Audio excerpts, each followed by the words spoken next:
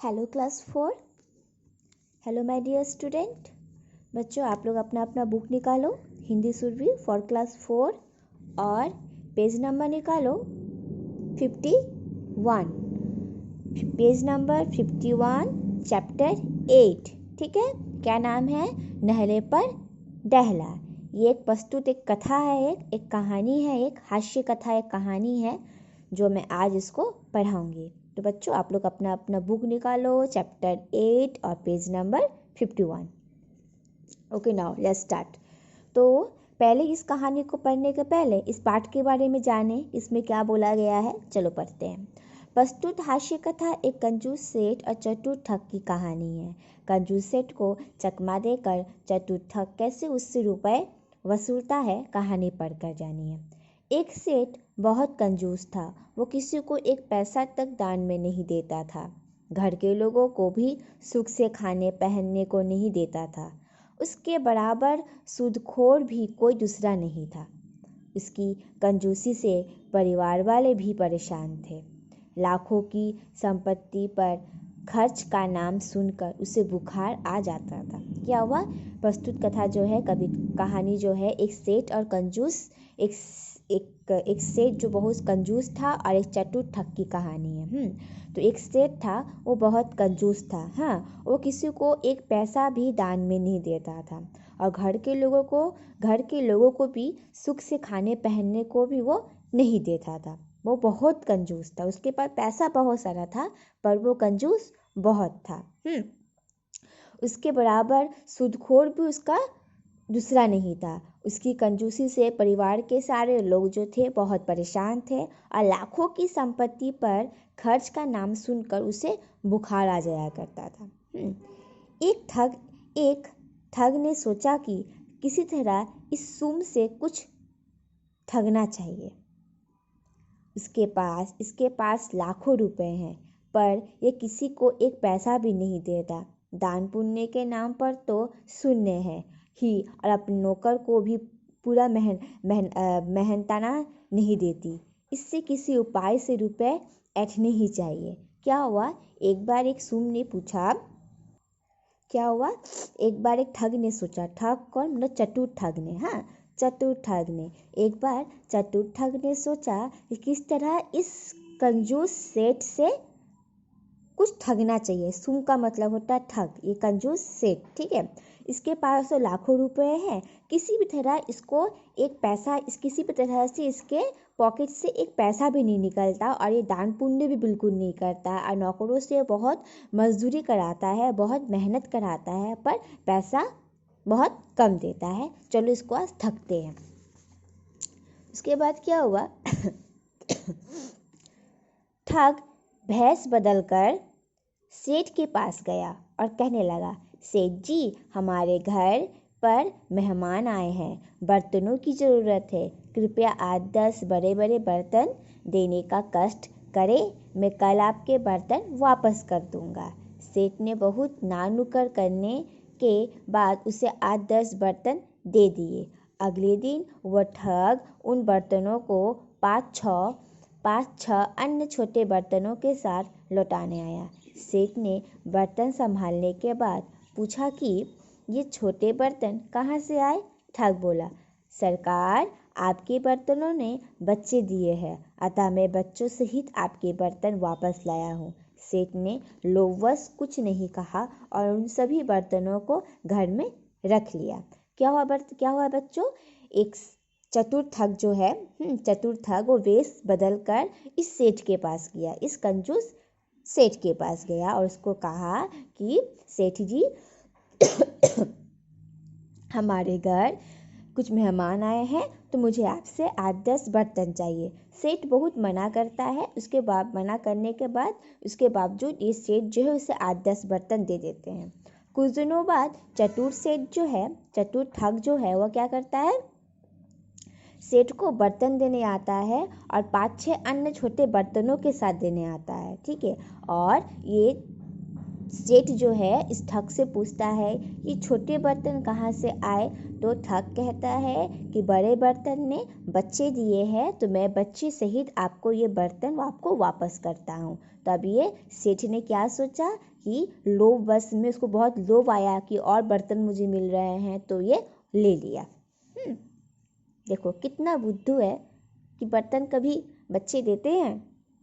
ये इतना लोकप्रिय है, इतना लोभवंश है ये कि वो उससे ले लिया।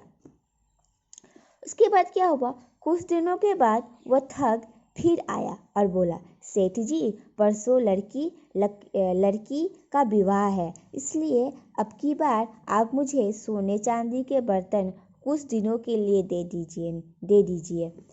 तो सेठ ने कहा, सोने चांदी के बर्तन ऐसे ही नहीं दिए जाते, इसके लिए 100 रुपये रोजाना लगेंगे। बोला, सेठ जी मैं एक दिन का किराया तो अभी दे रहा हूँ, आप मुझे तो जानते ही है, मैंने पहले भी आपको बच्चा सहित बर्तन वापस किए हैं। आपके किराए की चिंता बिल्कुल मत कीजिए, 100 रुपये प्रतिदिन की बजाय 150 रुपये प्रतिदिन दूंगा। अतः अब आप देरी ना कीजिए। ठग की बात सुनकर सेठ मन ही मन बहुत खुश हो गया और उसने 15-20 हजार के बर्तन उन ठग को दे दिया। ठग ने बर्तन ले जाकर बाजार में बेच दिए। जब 8 दिनों तक बर्तन वापस न आए तो सेठ घबराने लगा। इधर उधर से ठग के घर का पता पूछता हुआ सेठ उसके घर पहुंचा। वहां उसने देखा कि ठग बाल बुराए रोनी सूरत बनाए घर के बाहर बैठा है। सेठ जी को देखते ही ठग बोला, सेठ जी आपने मेरे साथ बड़ा धोखा किया है। सेठ ने आश्चर्य से पूछा, वाह भाई, आज तक तुमने मेरे बर्तन वापस नहीं किए, अब धोखे की बात कर रहे हो।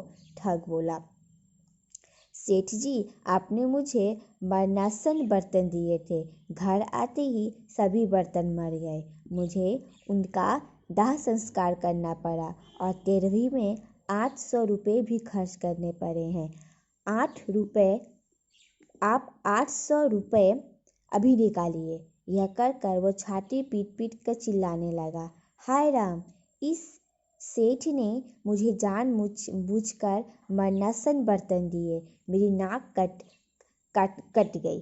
क्या हुआ बच्चों, क्या बोला गया है, कुछ दिनों के बाद ये जो ठग है फिर गया सेठ के पास और कहा कि मेरी लड़की का विवाह है, मुझे इस बार सोने चांदी के बर्तन चाहिए। तो सेठ ने कहा कि सोने चांदी के बर्तन के लिए पर दिन 100 रुपया करके लगेगा। तो ठग कहता है, आप चिंता मत कीजिए, इसके पहले भी मैंने आपसे बर्तन लिया था, तो आपको मैंने बर्तन बच्चे सहित वापस किए थे और आपको 100 के बदले मैं हर दिन आपको 150 करके दूंगा। यह लोभ में सेठ ने इस ठग को कम से कम बहुत सारे बर्तन सोने चांदी के दे दिए। देने के बाद क्या हुआ, उसने 15-20 हजार के बर्तन ठग को दे दिए। ठग बर्तन ले जाकर बाजार में बेच दिया। जब 8 दिनों तक बर्तन वापस नहीं आए तो ये सेठ घबराने लगा। इधर उधर से इस ठग का घर का पता पूछने लगा। पूछते हुए सेठ उसके घर पहुंच गया। वहां उसने देखा कि ठग रोनी सूरत बनाए घर के बाहर बैठा हुआ है। सेठ जी को देखते ही ठग बोला, सेठ जी आपने मेरे साथ धोखा किया है। तब सेठ कहता है, मैंने तुम्हारे साथ किस बात का धोखा किया है, मेरा तुमने बर्तन ले लिया और अभी तक मुझे मेरा बर्तन वापस भी नहीं दिए और पैसा भी नहीं दिए। तो ये जो ठग है कहता है कि आपने जो मुझे बर्तन दिया था वो मरणासन बर्तन थे, उसके आते ही मेरे घर के सारे बर्तन मर गए और मुझे उसका दाह संस्कार करना पड़ा और इस दाह संस्कार करते हुए मेरा 800 रुपये भी खर्च करने पड़े, इसलिए आप मुझे 800 रुपये और दीजिए। ठीक है। तो इसके बाद क्या हुआ, सेठ के प्राण सूख गए। वह बोला, अरे ये क्या बक रहे हो? क्या बर्तन भी कभी मरते हैं? ठग बोला, सेठ जी, जब बर्तन बच्चे दे सकते हैं तो उनका मरना संभव क्यों नहीं है?